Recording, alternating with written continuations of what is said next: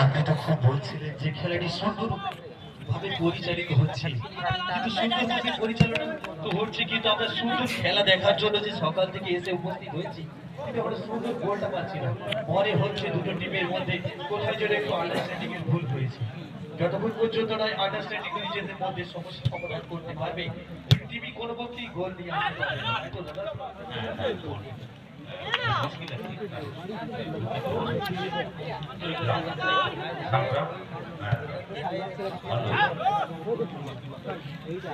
এখনো খেলার ফলাফল